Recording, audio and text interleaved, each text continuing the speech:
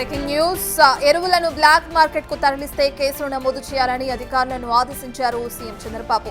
వ్యవసాయేతర అవసరాలకు ఎరువులు తరలిపోకుండా కట్టడి చేయాలని ఆదేశించారు ఆయన. ఎరువుల లభ్యత సరఫరాపై టెలికాన్ఫరెన్స్ నిర్వహించారు ముఖ్యమంత్రి. సిఎస్, డీజీపీ, వ్యవసాయ శాఖ, విజిలెన్స్ అధికారులతో సమీక్ష నిర్వహించారు సీఎం చంద్రబాబు. జిల్లాల వారీగా ఎరువుల లభ్యత, సరఫరా వివరాలను ఆరా తీశారు. యూరియా, ఎరువుల స్టాక్ చెకింగ్ ముమ్మరంగా చేయాలని కూడా అటు విజిలెన్స్ అధికారులను ఆదేశించారు ముఖ్యమంత్రి చంద్రబాబు.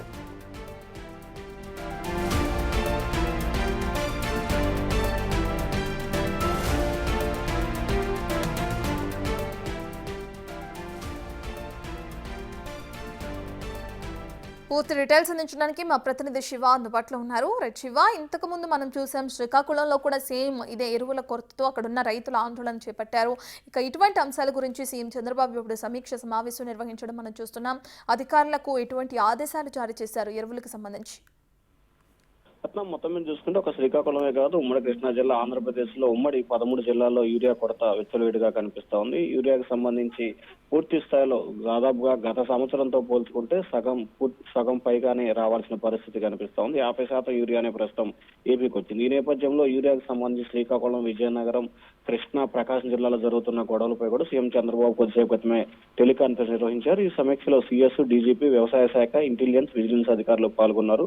జిల్లాల వారీగా ఎంత యూరియా అవసరం అవుతుంది, ఎంత లభ్యత అవుతుంది, ఎంత రావాల్సి ఉందనే దానికి సంబంధించి పూర్తి స్థాయిలో గణాంకాలు తీసుకున్నారు. అలాగే రాష్ట్ర వ్యాప్తంగా విజిలెన్స్ అధికారులు తనిఖీలు నిర్వహించాలని చెప్పి కూడా సీఎం చంద్రబాబు ఆదేశాలు జారీ చేశారు. అలాగే సమీక్షకు సంబంధించి కూడా కొన్ని కీలకమైన సూచనలు, సలహాలు కూడా ఇచ్చిన పరిస్థితి కనిపిస్తుంది. ముఖ్యంగా విజిలెన్స్ అధికారులు నిర్లక్ష్యంగా వ్యవహరిస్తున్నారు. వారు పూర్తి స్థాయిలో బాధ్యతగా వ్యవహరించి తనిఖీలు నిర్వహించి ఎంఆర్పీ కంటే ఎక్కువ రేట్లు అమ్మకుండా చర్యలు తీసుకోవాలి. అలాగే స్టాక్ పాయింట్లు భారీ స్థాయిలో డంప్ చేయకుండా చూడాలని చెప్పి కూడా సీఎం ఆదేశాలు జారీ చేశారు. అలాగే యూరియా ఎరువుల స్టాక్ చెకింగ్ చేపట్టాలని చెప్పి విజిలెన్స్ అధికారులకు ఆదేశాలు జారీ చేశారు. ఎరువులు బ్లాక్ మార్కెట్ తరలిస్తే కఠినమైన చర్యలు తీసుకోవాలని చెప్పి సీఎం అధికారులకు దిశానిర్దేశం చేశారు. మరొకవైపు ఎరువుల ధరలు పెంచిన అమ్మిన వారిపై కూడా కేసులు నమోదు చేసి చర్యలు తీసుకోవాలి. అవసరమైతే పీడీ యాక్ట్ పెట్టాలని చెప్పి సీఎం చంద్రబాబు అధికారులకు ఆదేశాలు జారీ చేశారు. అలాగే మార్కెట్ ద్వారా ఎంత మేరకు ఎరువులు సరఫరా జరుగుతుందనే విషయాన్ని వివరాలతో సహా పూర్తి స్థాయిలో అధికారులు అందజేయడం జరిగింది.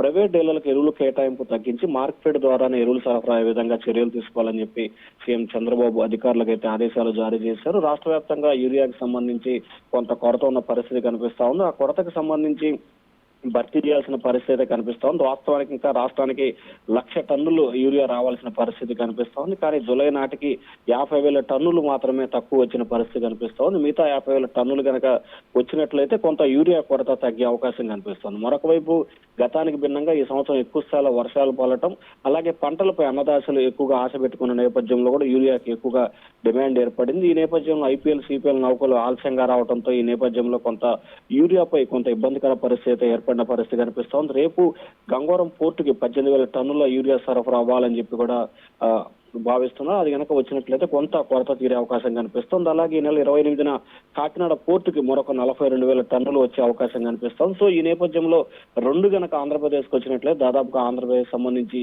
యూరియా కొరత ఏమాత్రం ఉండే అవకాశం అయితే లేదు. Ratna. Right, thank you Shiva. Right, ఇక జిల్లాల వారీగా ఎరువుల లభ్యత, సరఫరాపై అటు ఏపీ ముఖ్యమంత్రి చంద్రబాబు నాయుడు ఆరా తీయడం జరిగింది. దానికి సంబంధించి ఏదైనా బ్లాక్ మార్కెట్కి తరలి వెళ్తే కనుక కఠిన చర్యలు తీసుకోవాలని కూడా ఉన్నతాధికారులకి ఆదేశాలు జారీ చేశారు ముఖ్యమంత్రి.